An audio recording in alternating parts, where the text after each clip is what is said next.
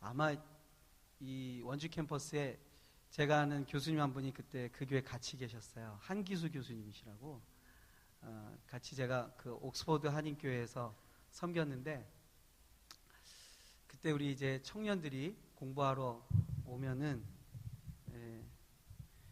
소개를 하죠. 어느 교회에서 왔습니까? 그러면 보통 두 종류 교회가 나옵니다. 하나는 자기 교회 이름을 잘 말하는 사람들이 있어요. 예를 들면 온누리 교회에서 왔어요. 사랑의 교회에서 왔어요. 또 높은 뜻숭이 교회에서 왔어요. 이렇게 말하는 사람이 있어요. 또 한 부류 어디냐면 다 어디서 왔습니까? 하면 이게 뒤통수 이렇게 긁으면서 저 동네 작은 교회에서 왔습니다. 이래요. 그래서 가보니까 동네 작은 교회가 꽤 많더라고요. 그래서 뭔가 하고 봤더니 그렇게 말하는 이유가 한 두 가지. 하나는 자기네 교회 목사님 별로 유명하지 않거나, 또는 자기 교회가 좀 작거나 이러면 그냥 다 동네 작은 교회. 그래서 제가 동네 작은 교회에서 왔다 그러면 제가 짓궂게 또 물어봐요. 동네 작은 교회 어디예요? 그러면 이제 그제서야 자기네 교회 얘기를 하더라고요. 어느 교회, 무슨 교회, 무슨 교회. 그래서 그렇구나 하고 집에 와서 곰곰이 생각해 보니까 제가 그때 개척을 놓고 기도할 때였거든요. 동네 작은 교회를 제가 계속 한 몇 번 되뇌어 보니까 이름이 괜찮은 것 같아요. 그래서 동네 작은 교회, 그 교회 이름으로 내가 개척을 하면 되겠다. 그리고 제가 한 2004년인가 5년쯤에 제 블로그에다가 제가 개척을 하면 동네 작은 교회를 하겠다 하고 이제 이렇게 썼어요. 그리고 제가 2007년도에 정말로 그 교회 이름으로 개척을 했습니다. 그리고 5년이 지났는데 저희 교회가 죽지 않고 살았어요. 그래서 지금도 동네 작은 교회라는 이름으로. 그래서 여러분들이 혹시 여러분 교회가 작거나 목사님 유명하지 않다고 해서 동네 작은 교회라고 하시면 큰일 납니다. 저희 교회, 그 교회 저희 교회예요. 저작권 등록돼 있어요. 여러분, 그 성경에 많은 인물들이 있는데 제가 개인적으로 제일 좋아하는 사람이 바로 야곱입니다. 야곱이란 이름의 뜻이 뭐냐면 발 뒤꿈치를 잡았다 그러는데, 영어 성경에 보니까 재미있어요. Struggle with man 이렇게 돼 있어요. 사람하고 싸우는 사람, 사람 상대하는 사람. 야곱이 쌍둥이인데 사실 거의 뭐 몇 분 차이 안 나고 태어났는데 항상 밀리는 거죠. 뒤로, 둘째로. 뭔가 좀 약간 밀리는 거예요. 뭘 해도 부모님이 자기 형을 좀 먼저 챙기는 것 같고, 뭘 해도 약간 나랑 별 차이 없어 보이는데 약간 밀리는 거. 이게 둘째가 가지고 있는 약간 서름이죠. 근데 둘째라고 말하기도 어려워요. 왜냐하면 거의 동시대에 태어났거든요. 이 사람 인생이 뱃속에서부터 자기 형 발뒤꿈치를 막 붙잡으면서 싸우면서 나와서 그런지 이름이 야곱이에요. 근데 인생을 보니까 이 야곱의 인생이 사실은 하나님 만나기 전까지는 계속 사람들하고 싸웁니다. 형하고 싸우고, 아버지하고 또 해보자고 달려들고, 그러다가 또 삼촌 집 가서 삼촌이랑 싸우고, 그 다음엔 부인들하고 싸우고, 또 돌아와서는 또 아들들하고 싸우고, 일생이 어떻게 보면 계속 싸움하는 사람이에요. 굉장히 싸움닭 같은 사람이에요. 우리가 보통 성경에 보면은 아브라함 그러면 믿음의 조상 이러고, 뭐 이삭 그러면 그래 어릴 때 한번 아버지가 한번 죽이려고 했는데 그거 대들지 않고 가만히 있다가 살아나가지고 평생 그냥 괜찮게 사는 사람, 뭐 이 정도 알고 있어요. 근데 야곱은 우리가 보통 그래 치팅한 사람, 이거 굉장히 속이기 좋아하는 사람 이렇게 알고 있는데, 제가 성경 좀 보다 보니까 야곱에 대한 인생이 굉장히 좀 독특하다는 걸 알았어요. 왜냐하면 사실은 그게 할아버지 때부터 내려오는 집안의 내력이 하나 있어요. 그게 뭐냐면 이 집안이 전능하신 하나님을 만난 집안이에요. 근데 이 전능하신 하나님이라는 표현이 우리가 오늘날에는 뭐 찬양할 때도 많이 부르고, 그냥 뭐 전능하신 하나님, 모든 거 다 하시는 분, 영어로 Almighty God, 뭐 어려운 거 없어요. 근데 성경에 보면요, 창세기 17장에 하나님이 자기 자신의 이름을 처음으로, 그리고 거의 유일무이하게 한 사람한테 얘기해 준 사람이 있어요. 그게 누구냐면 아브라함입니다.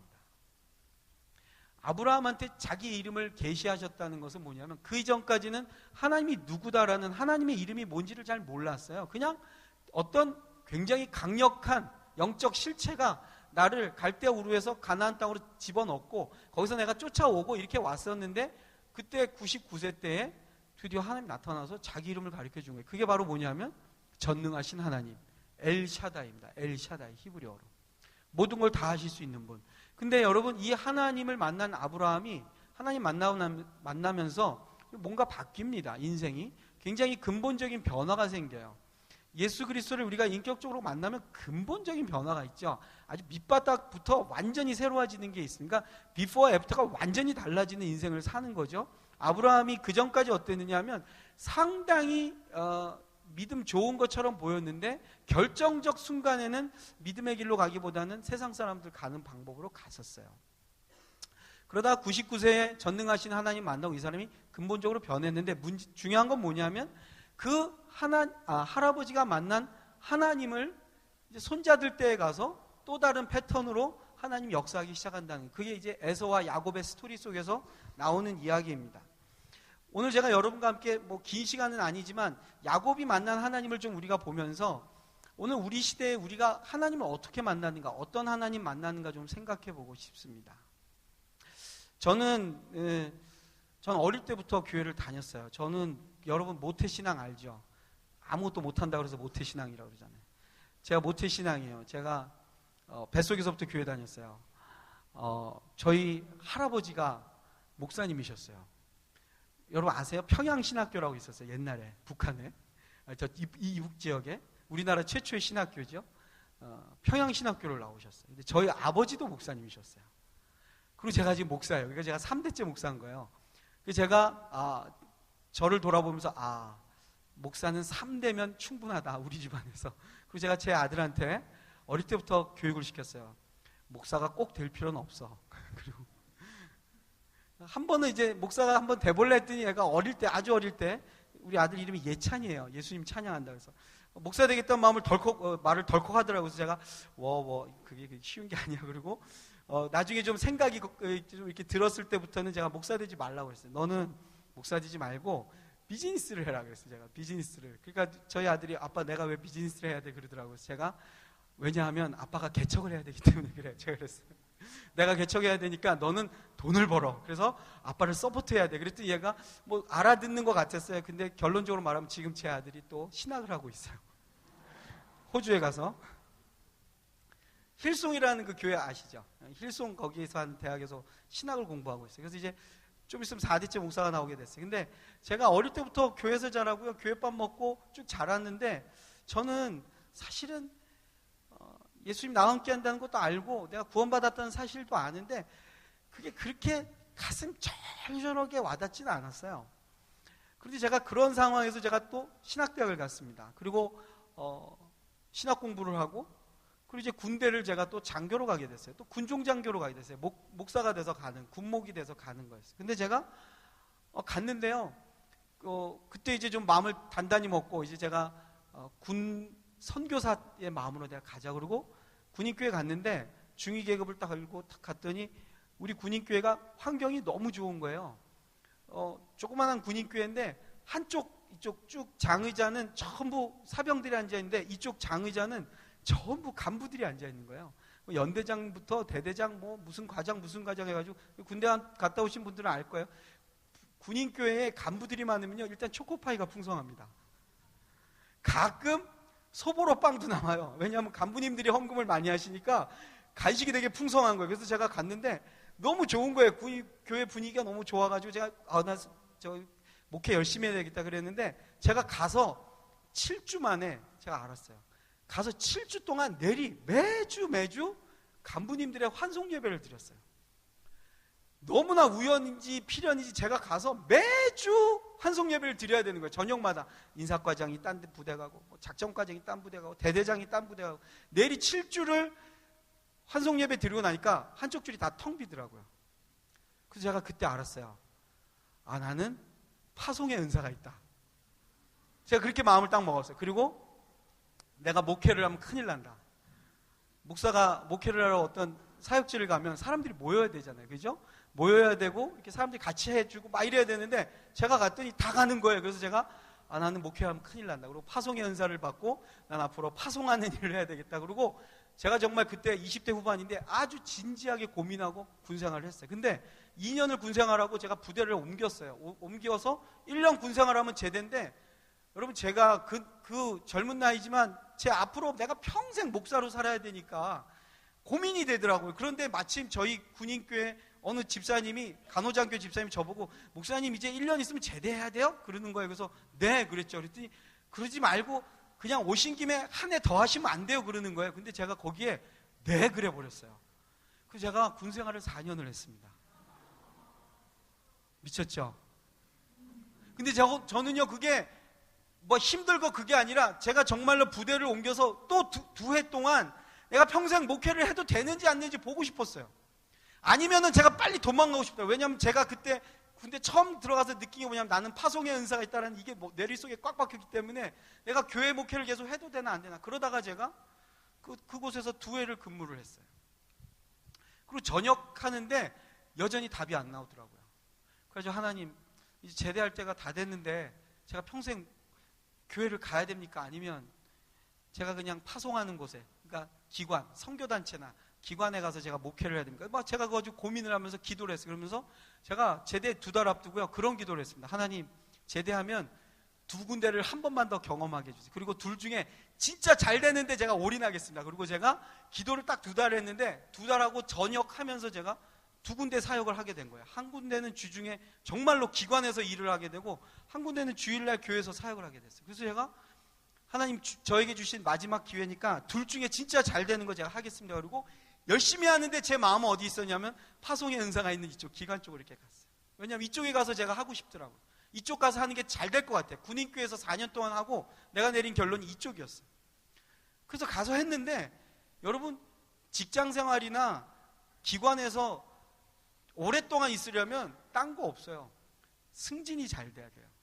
제가 주임이라는 어떤 그 직함을 갖고 갔는데 승진이 안 되는 거예요. 굉장히 열심히 했어요. 제가 9시 출근인데 제가 7시까지 출근했어요. 그리고 남들이 시키지도 않는데 제가 막 창고 정리도 하고 도서 정리도 하고, 제가 우리 그 일하던 곳이 저희 교단 본부예요. 대치동에 있는 교단 본부인데 그 교단 본부에서 아주 열심히 일을 했는데 승진이 안 되는 거예요. 근데 제가 주일날 교회 봉사하는 곳은 어디였냐면 서초동의 어느 고등학교 학생들이었어요. 근데 얘네들 정말 이 서초동 8학군 애들 정말 대책이 안 서요. 아버님 장로님이고 어머니 권사님이고 집사님 아들이고 막 이런데 애들이 주일날 9시 예배인데 9시 반 돼야지 나타나는 거. 막 성가대에 한 5명 앉아있고 선생님들도 늦게 오고. 그때 저희 고등부 부장 집사님이 양재 고등학교 영어 선생님이셨어요. 그래서 저한테 오셔서 그러는 거예요. 목사님 우리 애들 공부해야 되니까 너무 열심히 안 하셔도 돼요. 그런 거예요. 교회 분위기가 그런 거예요. 그래서 제가 여기 잘 됐다. 천천히 설렁설렁 하자. 그리고 설렁설렁 했는데 열심히 하던 이곳에서는 열매가 안 나오고 정말 설렁설렁한데 여기 애들이 막 은혜를 받는 거예요. 그래서 제가 그랬어요. 야 이러면 안 돼 너희들. 은혜 받으면 안 돼. 근데 여기 애들이 너무너무 열심히 기도를 하는 거예요. 막 고등학교 때 애들이 막 방언을 받는 거예요. 그래서 저도 방언을 잘 안 하는데 얘네들이 방언을 받으니까 어떻게 해서 방언 그렇게 열심히 안 해도 돼. 그런데 얘네들은 막 방언하는 거예요. 수련회 가면 막 다 울고불고 난리가 났어요. 그래서 제가 그때 다시 고민한 거예요. 하나님 제가 파송의 은사가 있는 사람인데 이거 교회가 이렇게 잘 되면 곤란한데요. 그때요 제가 그 교회 고등부 학생들이 한 30명 될 때 갔거든요. 근데 제가 한 3년 있다 나올 때 그 고등부가 200명이 돼버렸어요. 그러니까 제가 그때는 이제 그러면 내가 교회 목회를 해도 되나 보다. 그리고 제가 그때부터 또 기도했어요. 하나님 그러면 목회를 해야 되겠습니다. 이쪽으로 잘 되는 거 보니까. 그리고 기도하는데 저한테 결정적인 하나님 메시지가 들렸어요. 제가 어느 날 주중에 이제 저희 교단 본부에 가서 앉아 있는데 제가 일하던 부서가 국내 전도국이에요. 그러니까 국내에서 전도에 대한 걸 다 공부하고 뭐 이렇게 데이터를 모으는 곳인데 1997년도인데요. 통계가 하나 딱 올라온 거예요. 제 책상에. 제가 뭐라고 막 보다 보니까 통계가 나왔는데 기가 막힌 통계가 나왔어요. 대한민국에서 1997년도에 교회를 개척하면 3년이 지나면 몇 개 교회가 살아남는가, 이게 통계가 나온 게 있었어요. 제가 그 통계를 딱 보는 순간에 하나님 응답을 받았죠. 왜냐하면 그 당시에 교회가 100개의 교회가 만약 시작하면 3년이 지나면 몇 개가 살아남냐면 한 몇 개 살아남을 것 같아요, 여러분? 2개 살아남는 거예요. 진짜로. 그래서 제가 이거 하나님의 뜻이다. 왜냐? 개척을 하지 말라는 뜻이다. 제가 딱 제 인생을 돌아보니까 내 평생에 상위 2% 안에 들어본 적이 한 번도 없어요. 그 어떤 것도 2% 안에 들어본 적이 하나도 없어요. 나는 다 98% 안에 있더라고요. 그래서 내가 개척을 하면 분명히 안 되는 98% 안에 있는 것 같아. 뭐 있는 것 같아. 그냥 있을 거야. 그래서 제가 하나님 사인을 주셔서 감사합니다. 그리고 개척을 제가 포기하려고 그랬어요. 근데 그 교회 지하 기도실에서 기도하는데 어느 날 하나님 저한테 그런 음성을 탁 들려주시는 거예요. 제가 그 음성을 잊을 수가 없어요. 왜냐하면 그 음성이 저의 인생을 완전히 바꿔버렸어요. 오늘 기도하는데 하나님 파송의 은사가 있는 저를 어디로 보내시렵니까? 그렇게 기도하는데 하나님 저한테 그런 거예요. 너 왜 개척 안 하려고 그러냐? 그래서 하나님 뭐 제 인생에 2% 안에 들어본 적이 없어요. 뭐 통계를 통해서 주님 저에게 응답을 주신 거 아닙니까? 근데 하나님 저한테 그러시는 거예요. 안 되는 98% 보지 말고 되는 2%만 한번 쳐다봐라 그러시는 거예요. 그 제가 그랬어요. 되는 2%는 있어요. 그러나 저는 여태까지 그런 데 들어가 본 적이 없기 때문에 98%가 제가 들어갈 자리입니다. 그러는데 계속 하나님 저한테 그러는 거예요. 되는 2%를 쳐다보라고. 되는 2%를. 근데 되는 2%를 제가 이렇게 머릿속으로 생각해 보니까 그때 제 안에 무슨 마음이 드냐면 그래도 100개 중에 2개는 된다는 거예요. 그죠? 2%라는 건 100개 중에 2개는 되는 거예요. 근데 제가 그때 하나님 저한테 어떤 마음을 주시냐면 이런 마음을 주시는 거예요. 2개는 되는데 2개 중에 하나가 네 교회면 되는 거야. 그 마음을 탁 주시는데 굉장히 가슴이 뜨거워지는 거예요. 그렇죠. 아주 안 되는 건 아니고 그래도 2개는 되니까 2개 중에 하나가 내 거면 그럼 하나님이 그렇게 개런티 해주신다면 그러면 되는 거죠. 그러고 보니까 제가 2%가 아니라 저한테는 200%인 거예요. 왜냐하면 하면 되는 거니까. 2개 중에 하나 내 거니까. 그래서 제가 그때부터 기도했어요. 하나님 2개 중에 하나는 그럼 제 겁니다. 그리고 제가 그 기도를요 10년을 했습니다. 왜 10년을 했냐면 그때 제가 그렇게 기도했어요. 하나님 10년 기도하고도 이 기도가 계속 제 입에서 맴돌면 그건 진짜 개척하라는 뜻으로 알고 기도하겠습니다. 그러고 기도했어요. 제가 그 기간 동안에 야곱을 다시 보게 됐어요. 여러분 야곱은요 굉장히 평가가 안 좋은 사람입니다. 근데 야곱이 잘하는 게 하나 있었어요. 그게 뭐였냐면 할아버지가 가르치는 하나님에 대해서 그가 듣고 있었다는 거예요. 그 바로 힌트가 어디에 나오냐면 형과 야곱의 차이가 뭐였냐면 형은 계속 바깥으로 빙빙 돕니다. 뭐 하러 다니느냐? 사냥하러 다녀요. 뭐 이상한 고기 자꾸 잡아오는 거예요. 그리고 야곱은 집에 있어요. 근데 여러분 할아버지가 몇 살까지 살았냐면 한 175살까지 살았다고 그래요. 아브라함이 175살 때가 야곱과 에서가 몇 살이냐면 15살이야. 여러분 15살이면 몇 학년인지 아시죠? 세상이 감당하지 못하는 중학교 2학년이에요. 북한의 김정은이 남침을 못하는 이유 중학교 2학년 때문에 못하는 거예요. 그런 말 있잖아요. 중학교 2학년 때 하나이는 계속 돌아다니고요. 하나이는 집 안에 있어요. 에서가 바깥에 돌아다니면서 뭐 하냐면요. 사냥을 합니다. 고기를 잡아와요. 근데 여러분 잘 알잖아요. 아브라함과 이삭과 야곱 이 집안이 패밀리 비즈니스가 하나 있어요. 그 사람들이 엄청난 부자거든요, 사실은. 가나안에서 여러 부족 가운데 아주 뭐 큰 소리 치는 큰 부자입니다. 근데 그 집안이 하는 비즈니스가 뭐냐? 목축업이에요.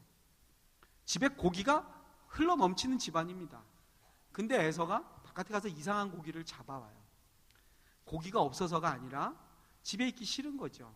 근데 야곱은 집에 있어요. 집에 있으면서 뭐 하느냐? 할아버지가 하는 얘기를 듣는 거죠. 할아버지가 하는 얘기가 뭐겠어요?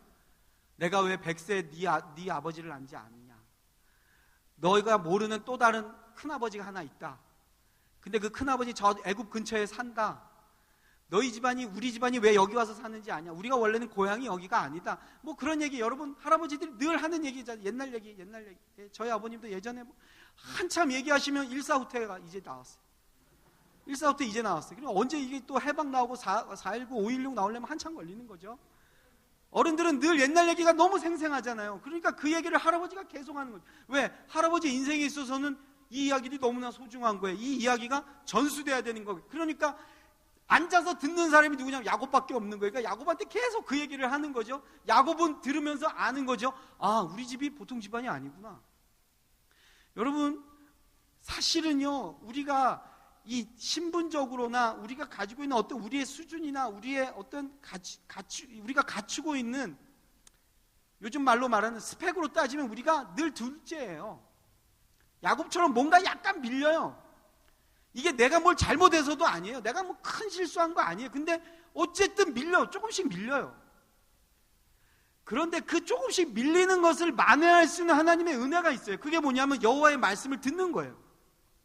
하나님 말씀 자리에 가만히 앉아 있으면, 그 말씀 앞에 무릎 꿇고 있으면 하나님의 메시지가, 하나님의 계시의 음성이 우리의 귀에 들려요. 그 귀에 들리는 음성이 뭐냐면 내가 너를 통해서 왕을 세우겠다라는 거예요. 내가 너를 통해서 민족을 이루겠다는 거예요. 이게 우리 할아버지가 만난 하나님이고, 그 하나님이 그 할아버지의 입술을 통해서 야곱한테 주시는 메시지예요.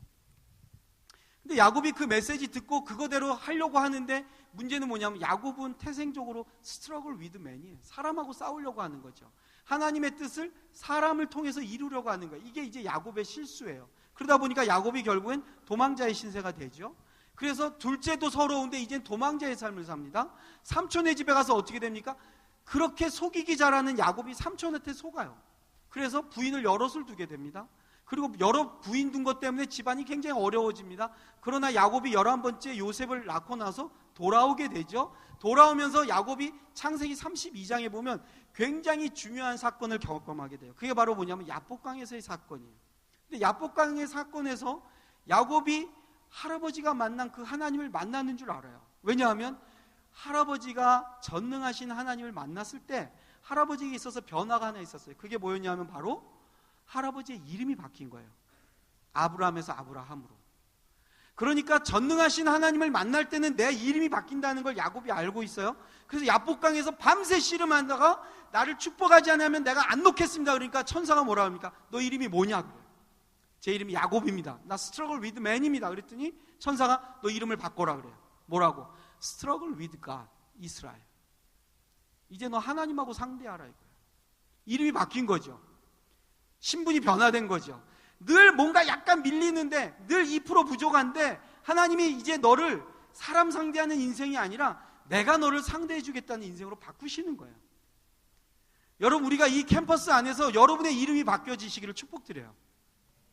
여러분이 지금까지 어떻게 살았든지 내 인생이 늘 남보다 무언가 2% 부족한 인생을 살았고, 무언가 나는 늘 둘째고, 무언가 나는 밑에 뭔가 하나 더 꼬리표가 붙고, 그것 때문에 내가 자존심 상하고, 그것 때문에 늘 사람들 눈치 보고 그랬다면, 여러분의 이름을 하나님 바꾸어 주십니다.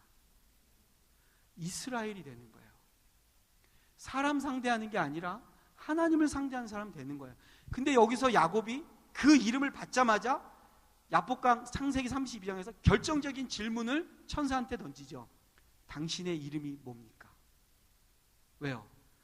할아버지가 만난 하나님을 보고 싶은 거예요. 그 하나님, 엘샤다이, 할아버지 이름을 바꿔주신 그 하나님이 내 이름 바꿔주시는 거 보니까 이분이 엘샤다인가 보다. 그리고 당신의 이름을 가르쳐달라고 그랬는데 하나님 거기서 안 가르쳐주셔요. 들어가라 그럽니다. 그리고 야복강을 넘어서 갔더니 자기를 죽일 줄 알았던 형이 화해 제스처를 하고 가나안 땅에서 정착하고 살 수 있게 됩니다. 근데 문제는 인생이 여기서 끝나는 게 아니라는 거예요. 이 사람이 전능하신 하나님을 못 만났어요. 그러다가 창세기 35장 드디어 오늘 우리가 읽은 이 말씀에서 베델에서 하나님을 만납니다. 그런데 이 베델에 가게 된 이유가 있어요. 그건 뭐냐면 바로 이 사람이 이름이 바뀌었는데, 자기는 바뀌었는데 가족이 안 바뀌었어요. 무슨 말이냐면 야곱이 사람 상대하던 인생에서 이스라엘로 하나님을 상대하는 인생으로 바뀌었는데, 문제는 가나안 땅에 들어왔더니 딸이 뺏긴 거예요. 딸을 뺏긴 거예요. 디나를 뺏겼어요. 그랬더니 이 여동생을 찾기 위해서 야곱의 아들들 중에 두 사람이 그 집안으로 갑니다. 하몰의 집안으로. 누구냐면 바로 시므온과 레위예요. 이 둘이 가는데 그냥 안 가죠. 가슴에 칼을 하나씩 품고 갑니다. 네. 동생을 구하기 위해서. 그리고 가서 계약을 맺죠. 내 동생과 결혼하고 싶냐? 우리 집안과 사돈을 맺고 싶냐? 저쪽에서 좋다고 그러죠. 그러니까 그러면 할례를 행해야 된다. 그래요. 그리고 그 집안 사람들이 전부 할례를 행할 때 한날 밤에 찾아가서 시몬과 레위가 그 집안의 남자들을 다 죽여버립니다. 야곱은 바뀌었는데 야곱의 아들들은 안 바뀌었어요. 문제가 터지면 늘 칼로서 풀어가려고 해요. 문제가 터지면 늘 품에 있는 칼이 나와요. 이 시몬과 레위가 여전히 칼을 쓰는 사람으로 있는 거예요. 여러분, 우리가 예수를 믿는 이유가 뭘 것 같습니까? 우리가 여기 와서 이렇게 찬양하고 하나님 앞에 예배하는 이유가 뭡니까? 하나님이 우리에게는 이 세상과 다른 방법으로 살아가라는 거죠. 이 전능하신 하나님을 우리가 예배하는 이유가 뭐예요? 이 하나님을 우리가 믿기 때문에 이 세상이 요구하는 것과 이 세상이 추구하는 것과 전혀 다르게 살아갈 수 있다는 것을 보여주기 위해서 저와 여러분이 부름받은 것입니다. 아멘? 보여줘야 되는 거예요.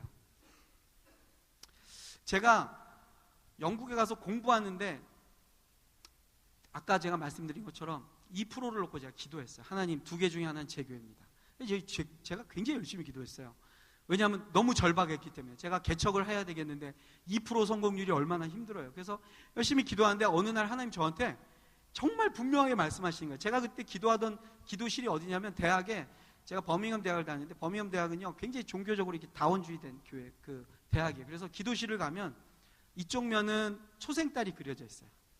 아시죠? 심벌, 이슬람의 쪽. 이쪽에 가면 부처상이 하나 놓여져 있어요. 이쪽에는 십자가가 있어요.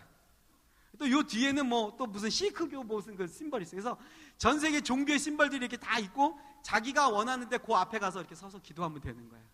그 제가 거기 가면 이제 또 양탄자가 깔려져 있어요. 양탄자가.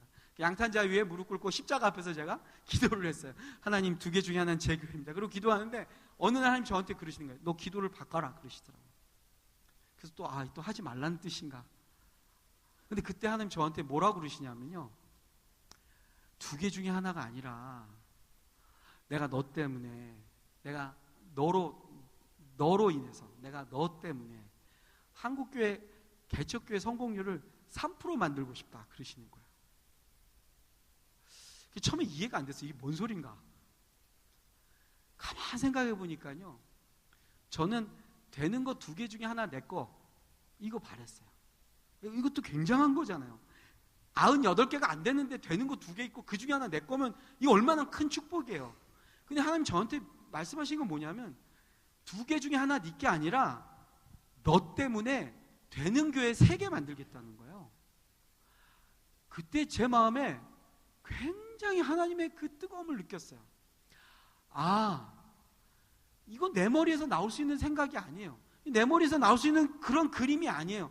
하나님은 2개 중에 하나 내 거 돼도 너무 좋겠다라고 생각하고 기도하는 저한테 2개 중에 하나가 아니라 너 때문에 내가 3개 만들겠다. 이게 하나님의 계획이, 하나님의 플랜이 더 넓고 더 크고 더 아름다운 거예요. 그래서 제가 그때부터 기도했어요. 그렇게, 하나님, 저 때문에 3%, 저 때문에 3%. 제가 그렇게 기도하고 2007년에 한국 들어왔거든요. 그리고 성경 공부부터 소그룹 시작했어요. 그랬는데 저희 교회가 결국에 섰어요. 제가 처음 왔는데 같이 교회를 할 사람이 없는 거예요. 왜냐하면 제가 영국에서 한 6년 동안 공부하고 들어왔더니 같이 교회를 할 사람이 아무도 없는 거예요. 그래가지고 전에 다니던 교회 청년들을 부르려니까 또 좀 양심적으로 꺼리더라고요. 제 제자들이 있었어요. 중학교 때 가르쳤던 제자들. 우리는 부르려고 하니까 다 신학교 가서 지금 신학 공부하고 있는 거예요. 그래서 부를 수가 없는 거예요. 그래서 제가 기도를 하다가 그때 제가 그 마음을 가졌어요. 아, 예수님처럼 한번 해보자. 바울처럼 해보자. 그 뭡니까? 이 맨 땅에 헤딩하기예요. 그래서 제가 전도지 가지고 지하철에 갔습니다. 지하철 가서 지하철 타고 제가 전도지 주면서 전도를 했어요. 뭐라고 했냐면, 선생님 저랑 성경 공부 하시겠습니까? 그 전도지를 주니까 저를 미친놈처럼 보더라고요. 그리고 어떤 사람은 저를 뭐라고 그러냐면 신천지인 줄 알아요. 그 당시 신천지가 한참 이제 활동할 때니까. 그러니까 뭘 해도 안 되는 거예요. 근데 제가 실제로 해봤어요. 저랑 성경 공부하시겠습니까? 저랑 같이 예배 드리겠습니까? 그러니까 아무도 반응을 안 보여요. 그래서 이게 안 되는구나 알았어요. 근데 제가 된다고 분명히 응답을 받았으니까 그래서 제가 온라인으로 넘어갔어요. 블로그에다 글을 썼어요. 제가 이런 교회 하고 싶습니다. 난 이런 교회를 꿈꿉니다. 그리고 막 썼어요. 그리고 밑에다가 전화번호를 남겼어요. 그랬더니 전화가 오더라고요. 전화가 와요. 저희가 한 3명 모였는데 와서 성경 공부 같이 해주실 수 있습니다. 그때부터 제가 고민이 생겼어요. 저 사람들이 신천지가 아닐까. 네, 이때부터 이제 제가 고민이 되는 거예요. 그러면서 제가 2007년 2월부터 소그룹 하나씩 했거든요. 소그룹 하나 첫 모임 가서 하고, 그때 저희가 첫 모임 방배동에서 했어요. 방배동에 어느 사무실에서 자매님들 한 4명을 모아놓고 했어요. 너무 재밌었어요. 막 맛있는 거 먹고 막 얘기하고 성경 공부하고, 그 집에 와서 후기를 막 썼어요. 오늘 모임이 너무 좋았다. 그리고 여러분 관심 있으면 연락 주세요. 또 전화번호 남겼어요. 그랬더니 노량진에서 또 연락이 왔어요. 네.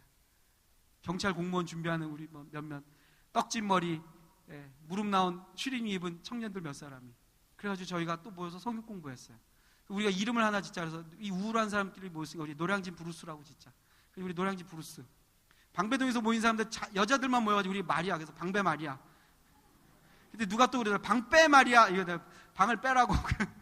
그래서 우리 방배 마리아, 노량진 브루스 이렇게 해서 막 소그룹을 하고 또 후기를 적고 그랬더니 또 연락이 와요.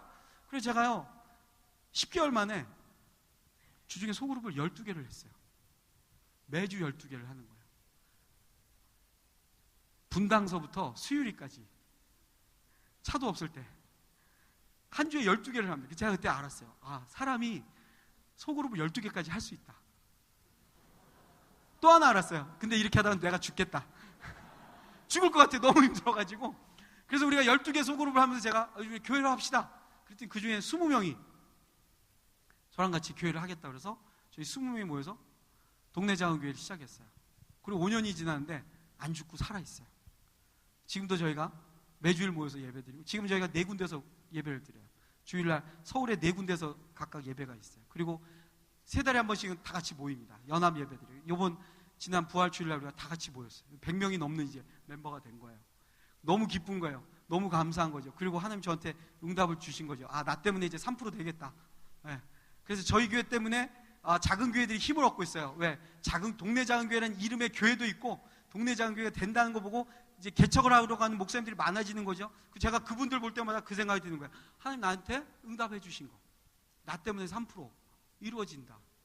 제가 그러면서 야곱을 보니까 야곱의 인생 속에서 하나님 저에게 주신 응답이 있었던 거예요. 그게 뭐냐면, 야곱이 그렇게 원하던 하나님을 어디서 만나느냐, 딸을 빼앗긴 경험을 하고 나서 베델에 가서 만납니다. 베델에 가서 드디어 이름이 다시 한번 바뀌어요. 너 야곱 아니고 이스라엘. 근데 이때는 어떻게 되느냐, 아들들과 딸이 다 보는 데서 이름을 바꿔줘요. 이제 뭐냐, 너희 집안, 너의 아버지, 너희들의 가문은 이제 전능하신 하나님만 만나고 사는 집안이라고 바꿔주시는 거예요. 아버지만 바뀌는 게 아니라 가문 전체가 바뀌는 거예요. 이제 너희들 시므온과 레이처럼 칼을 쓰면서 살지 말고 전능하신 하나님 붙잡고 살라는 거예요. 그리고 모든 가족이 보는 데서 이름이 바뀌고 드디어 야곱이 전능하신 하나님을 만납니다. 우리 사랑하는 우리 연세인 여러분 평생에 어떤 하나님 만나고 싶으십니까? 이스라엘 백성들이 자기들의 하나님을 부를 때 어떻게 부릅니까? 아브라함의 하나님, 이삭의 하나님, 야곱의 하나님 그럽니다. 그 하나님이 누구냐? 전능하신 하나님이에요. Almighty God. 모든 걸 다 할 수 있는 분이라는 거예요. 여러분 인생 가운데 이 하나님 만나시기를 축복드려요. 여러분이 이 대학생활 중에 이 전능하신 하나님이 여러분의 인생을 터치하시는 걸 경험하시기를 축복드려요. 근데 이 사람이, 야곱이, 제가 지금 드리고 싶은 말씀은 사실 이제부터예요. 이 사람이 전능하신 하나님 만났으면 이제 불행 끝 행복 시작이잖아요. 그렇게 평생 기다렸던 할아버지가 만난 하나님 만났고, 이제 문제 다 해결됐고, 이제 너무 좋잖아요. 근데 창세기 35장 우리가 읽은 그 말씀 뒤부터 보면 야곱의 인생이 아직 안 끝났어요. 더 큰 게 기다리고 있어요. 성경 읽지 않겠지만 제가 설명해 드릴게요. 베델에서 전능하신 하나님 만나고 야곱이 돌아가는데 첫 번째 일어난 일이 뭐였냐면 사랑하는 아내가 죽습니다. 그 아내가 누구냐 하면 바로 요셉을 낳은 아내예요. 그 여자 하나 때문에 삼촌의 집에서 개같이 14년을 고생한 사람이에요. 그 아내가 낳은 첫 번째 아들이 요셉이었잖아요. 그 요셉 때문에 고향 돌아왔어요. 그런데 두 번째 아들 베냐민을 낳다가 자기 아내가 죽어요. 그리고 돌아왔는데, 고향에 돌아왔는데 또 무슨 일이 생겼느냐? 야곱의 큰아들, 제일 큰아들 루벤이 야곱의 세 번째 부인이 있어요. 세 번째 부인하고 간통을 저지릅니다. 집안이 완전히, 이거는 아버지의 권위가 무너지는 거죠. 근데 세 번째 어머니가 바로 누구냐 하면 죽은, 야곱이 그렇게 사랑한, 정말 사랑했던 아내 라헬의 몸종이에요. 그러니까 아버지 보는 데서 대놓고 큰아들이 아버지를 욕보이는 거죠. 이런 일이 벌어집니다. 이게 끝이 아니에요. 그리고 고향에 돌아왔더니 또 무슨 일이 기다리고 있느냐? 아버지 이삭이 죽어요. 전능하신 하나님을 만났는데, 여러분, 우리가 예배하고 찬양하고 하나님 이름을 높여드리고 그 하나님 전능하신 분 만나면 얼마나 감격스럽겠어요. 우리 인생이 얼마나 이제 기대가 되고 소망이 용솟음치고 내일에 대한 어떤 비전이 보이고 그러지 않겠어요? 근데 그 전능하신 하나님을 만난 야곱이 가면 갈수록 삶이 어려워집니다. 아내가 죽고 아들이 자기 부인을 건드리고 아버지가 죽고 하나 더 남았죠? 뭐가 남았어요? 자기가 올인했던 요셉이 죽은 거예요. 야곱의 인생에 자기를 여기까지 오게 했던 야곱의 과거 아버지, 평생을 살아가면서 함께 가야 될 야곱의 현재인 아내, 자기의 모든 것을 던져서 키워낸 야곱의 미래인 요셉이 다 죽었어요. 그리고 큰아들은 자기를 백주대낮에 자기의 부인을 건드림으로 욕보였어요. 여러분, 이게 야곱이 전능하신 하나님을 만나고 살아가는 삶의 형편입니다. 여러분 혹시 그런 말 들어봤어요? 번영신학이라고. Theology of Prosperity예요. 예수 믿으면 잘 산다. 예수 믿으면 복 받는다. 예수 믿으면 안 아프다. 예수 믿으면 유명해진다. 이런 거 얘기하는 거예요. 번영신학은요, 야곱의 인생에서는 적용이 안 돼요. 올마이티 갓을 만났는데 부인이 죽어요. 올마이티 갓이 나와 함께 하는데 아버지가 죽어요.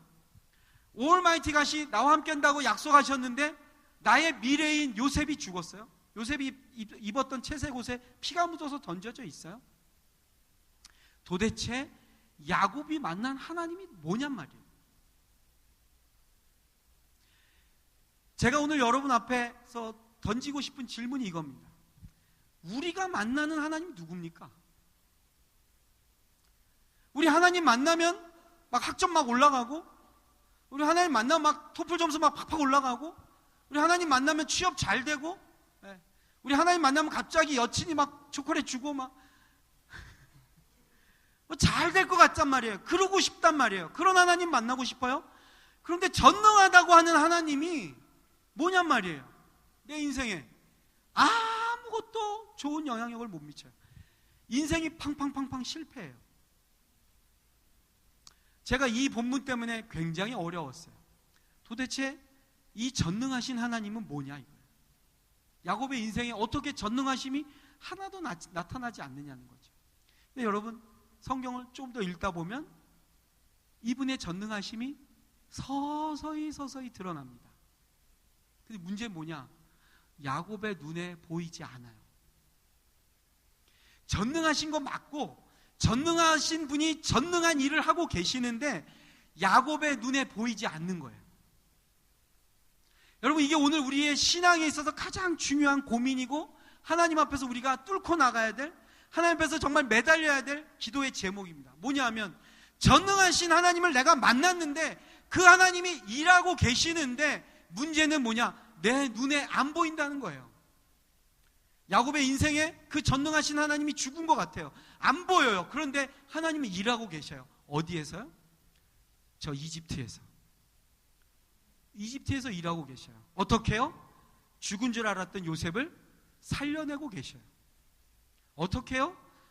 그 살려낸 요셉이 감옥에 있는데도 죽지 않고 살아요. 어떻게 하나님 일하고 계셔요? 야곱은 죽은 줄 알고 있는 요셉이 감옥에서 총리가 되게 하십니다.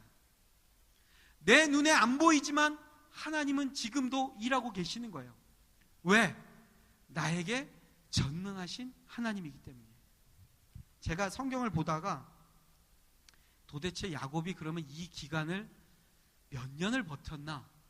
제가 이렇게 좀 찾아봤어요. 그랬더니 야곱이 바로왕 앞에 나중에 갑니다. 이 가난해한 부족의 족장이 거대한 제국의 왕 앞에, 황제 앞에 섭니다. 황제가 물어요. 바로가. 네 나이가 몇이냐? 제가 130입니다.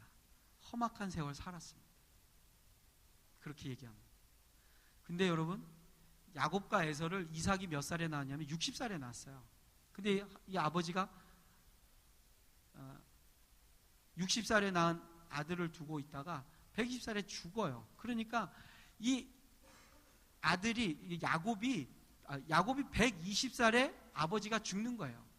네, 아버지는 180살에 죽어요. 그러니까 자기가 120살 됐을 때 이삭이 죽고 그 다음에 130살 때 바로왕 앞에 섭니다. 그러니까 야곱이 10년이라는 기간을 아버지도 없이 아내도 없이 아들도 없이 사는 거예요. 어떻게 살았을까요? 전능하신 하나님을 붙잡고 사는 거죠. 이럴 때 우리는 이걸 산다라고 안 그러고 버틴다고 그래요. 버텨내는 거예요. 우리에게 내일이 좀 밝았으면 좋겠어요. 우리에게 내일이 좀 희망이 있었으면 좋겠어요. 근데 좀 안타깝고 힘듭니다. 제가 여러분들한테 희망의 메시지를 주고 싶고, 여러분이 이제 졸업하고 나면 이 사회가 여러분들을 반기고 우리 사회가, 이 대한민국이 앞으로 축축축 뻗어나갈 것에 대한 소망의 메시지를 주고 싶은데 그렇지 못해요. 곧 기근이 올 것 같아요. 정말로. 아브라함과 이삭과 야곱의 공통점이 뭔지 아세요? 세 사람 다 기근을 만났어요. 그 기근이 얼마나 힘드냐면 자기 땅에 살 수가 없을 정도로 힘들었어요. 그 말이 뭐예요? 먹고 살기 위해서 이민이라도 가야 돼요. 먹고 살기 위해서 이주 노동자가 돼야 되는 거예요. 근데 이 사람들이 그 기근 속에서 하나님을 경험합니다. 야곱이 경험한 하나님, 그 기근 때에 곡식 구하러 애굽에 갔더니 거기에 아들이 살아있는 거예요. 이 10년의 기간을 야곱이 버티는 거예요. 여러분 혹시 아웃라이어라는 책을 아십니까? 영어로 아웃라이어라는 책, 그 아웃라이어라는 말 뜻이 뭐냐? 이 울타리 바깥에 있는 사람. 그러니까 우리가 생각하는 이 평범의 기준을 넘어선 사람들이에요. 다시 말해서 이 세상에서 뭔가 새로운 세대를 열어낸 사람. 아무도 생각하지 못했던 아주 새로운 것을 개발한 사람. 이런 사람들을 아웃라이어라고 그래요. 예를 들면 모차르트, 비틀즈, 뭐 스티브 잡스, 뭐 이런 사람들 말하는 거예요. 이런 사람들 아웃라이어라고 그래요. 근데 그 아웃라이어 책 내용 보면 아웃라이어들이 어떤 사람이냐면요, 그 일에 10년을 매달린 사람들이래요. 그래서 여러분 그 책에서 나오는 법칙이 하나 있죠. 만시간의 법칙. 무슨 일이든 한 가지 일을 만시간을 하면 아웃라이어가 된다는 거예요. 우리가 보통 착각하는 것 중에 하나가 그런 사람이에요. 모차르트. 음악의 천재라고 그래요. 이 사람은 4살 때부터 작곡했어요. 보통 아니죠. 진짜 천재죠. 근데 여러분 모차르트 음악 중에 4살부터 작곡해서 이 사람이 수많은 곡을 썼는데, 모차르트가 만든 곡 중에 사람들이 잘 알고 사람들이 정말로 좋아하는 노래는, 음악들은 언제부터냐? 20살 넘어서부터 만든 거예요. 얘가 4살 때부터 작곡은 했는데 사람들이 정말로 들어줄 만한 음악은 언제부터 만들었냐? 20살 넘어서부터 만든 거예요. 그럼 그동안 뭐 했느냐? 16년 동안 죽어라고 작곡만 했죠. 죽어라고 피아노만 쳤겠죠. 10,000시간을 채웠겠죠. 그 10,000시간이 지나고 나니까 아웃라이어가 된 거예요. 만 시간을 어떤 사람 계산했어요. 그랬더니 하루에 2시간씩 10년이래요. 여러분 하루에 2시간씩 한 10년 한번 기도해 보십시오. 기도의 아웃라이어가 됩니다. 막 기도하면 공주로 붕 뜨고요. 네? 그러지 않겠어요? 여러분 2시간씩 10년 기도한 사람 별로 없어요. 그러니까 이 영적 세계에도 아웃라이어가 지금 없습니다. 여러분 지금부터 하면 돼요. 20대부터 2시간씩 10년 기도하면 30대 초반에 전 세계 영성의 대가가 되는 거예요. 공중부양하고 막 빙빙 돌고 막 다 보이고 10년 후가 다 보이고. 아웃라이어가 뭐냐? 10년 동안 그 일을 매달린 사람. 우리 신앙의 아웃라이어들이 있어요. 아브라함, 이삭, 야곱. 야곱이 어떻게 그 아웃라이어가 됐느냐? 다 죽을 것 같은데, 아니 다 죽어 있는데 그 속에서 전능하신 하나님을 붙잡고 10년을 버텨내는 거예요. 여러분, 우리가 환경에 얼마나 많이 지배당하는지 몰라요. 성경은 환경에 지배당하는 사람들의 이야기가 아니라 하나님 때문에 환경을 바꾸는 사람들의 이야기입니다. 그래서 기근이 오든 풍요롭든 어떻게 되든 감옥에 가든 잘 사는 자리에 가든 매를 맞든 호강을 누리든 그 상황을 하나님의 나라로 바꾸는 사람들의 이야기가 성경의 스토리입니다. 아브라함과 이삭과 야곱의 스토리가 뭐냐? 환경에 지배당하지 않고 환경을 바꾸는 사람들의 이야기예요. 그 환경을 어떻게 바꾸느냐? 전능하신 하나님과 함께 그 일을 감당하는 겁니다. 오늘 이 밤이 저와 여러분들에게 전능하신 하나님 만나는 밤이 되기를 축복드려요. 이 10년 남았습니다. 여러분 지금 몇 살입니까? 지금부터 10년입니다. 지금부터 10년 후에 몇 살입니까? 지금부터 10년 후 계산하면서 막 힘들어하고 그러지 마시고 지금부터 10년 후에 내가 어떤 분야의 아웃라이어가 될 것인가 한번 생각해 보십시오. 전능하신 하나님, 아브라함과 이삭과 야곱의 하나님은 지금도 전능하신 하나님으로 우리와 함께 계십니다. 아멘이죠? 그 하나님이 여러분들에게 요청하고 있어요. 여러분 초대하고 있어요. 아브라함과 이삭과 야곱의 뒤를 이을 아웃라이어를 찾고 계셔요. 그 10년을 전능하신 하나님 붙잡고 가는 사람 보고 싶어 하시는 거예요. 사람들은 전부 안 된다고 그랬어요. 제가요 개척을 한다고 그러니까 제일로 저를 반대하신 분이 누군지 아세요? 우리 부모님도 아니에요. 우리 동료들도 아니에요. 제가 개척한다고 그러니까 제일 반대한 분이 누구냐면 목사님들이세요. 목사님들이 저한테 그래요. 요즘 개척 안 돼. 저는요 불교의 법사가 저한테 반대한 줄 알았어요. 뭘 자꾸 개척을 하려고 그러냐고. 타종교인들이 저한테 개척하면 반대할 줄 알았어요. 교회 하면 안 된다고 말하는 게 누구냐면 목사님들이에요. 여러분 오늘 우리 시대가 그렇습니다. 안 된다 안 된다 그러는 게 너무 많아요. 정말 안 되는 것만 가득 차 있어요. 우리가 이 상황을 보면, 우리 환경을 보면 될 게 별로 없어요. 그 다음에 나를 봐도 될 게 별로 없어요. 왜? 내가 야곱이거든요. 내가 뭔가 2% 부족하거든요. 나한테 늘 형이 하나 있거든요. 뭔가 내가 괜히 이렇게 눌리고 괜히 뭔가 주눅 들고 그게 내 인생이에요. 근데 성경은 우리한테 뭐라 그러느냐?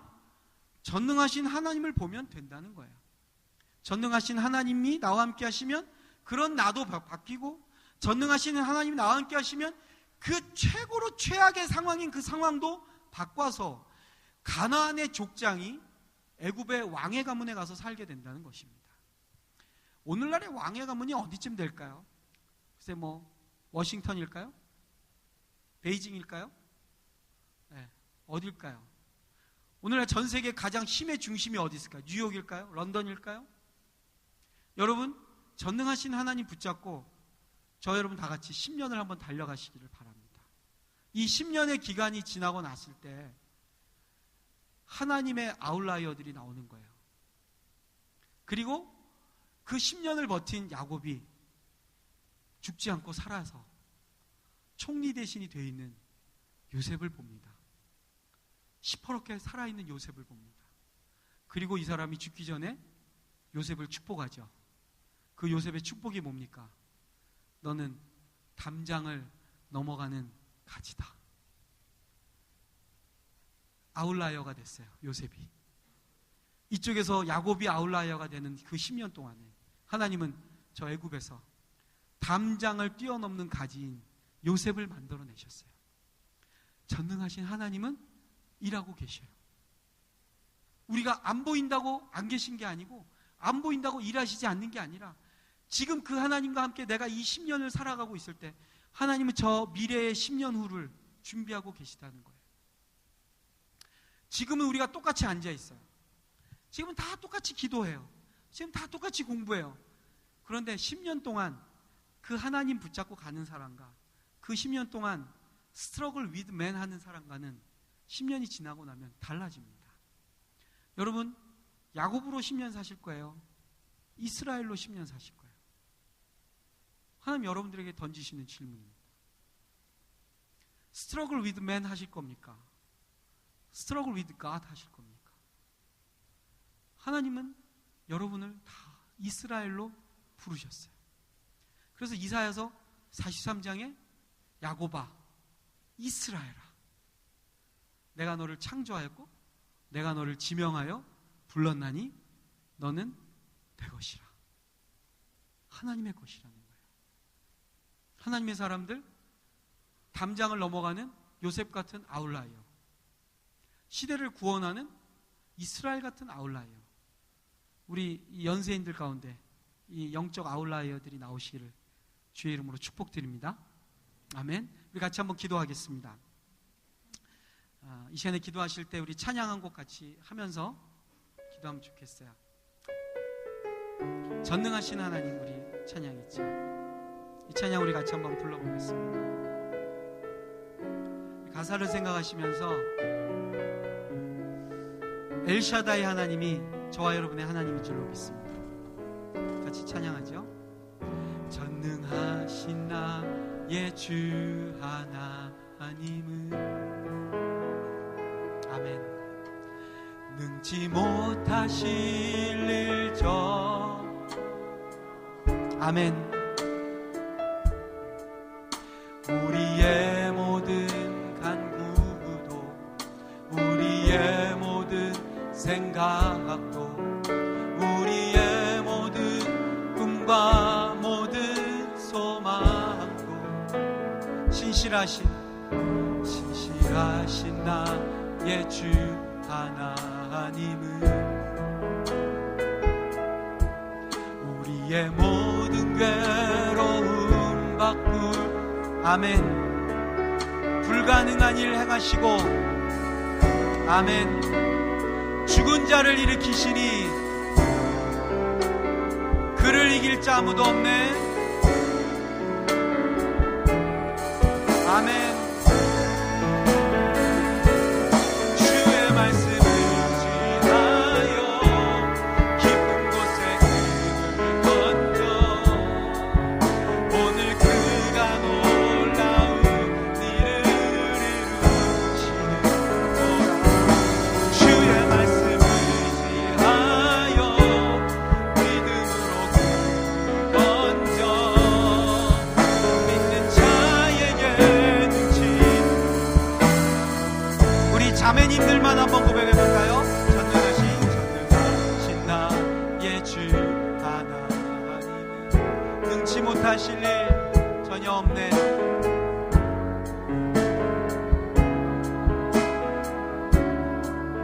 예, 그렇습니다.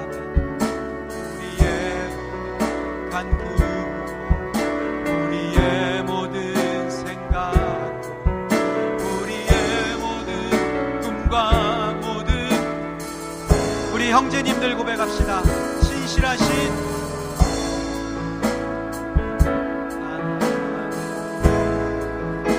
우리의 모든 괴로움, 그렇습니다. 주님,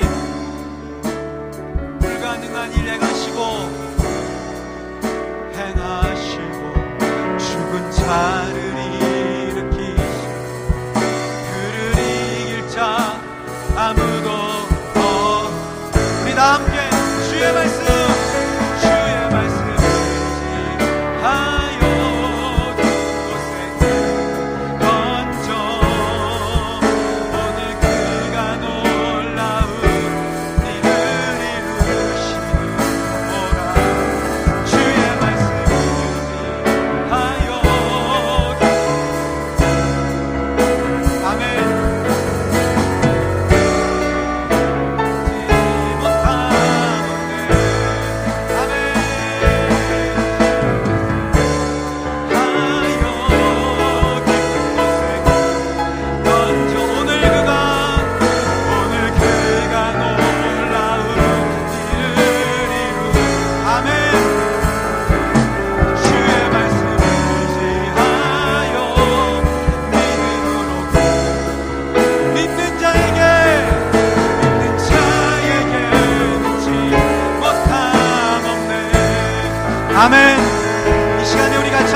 기도합시다.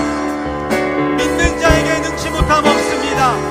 하나님, 이 젊음의 때의 10년을 전능하신 하나님 붙잡고 주님과 함께 걸어가겠습니다. 주님과만 상대하겠습니다. 나의 야곱의 인생을 이스라엘의 인생으로 바꾸어 주시옵소서. 우리 다같이 합심해서 기도하겠습니다.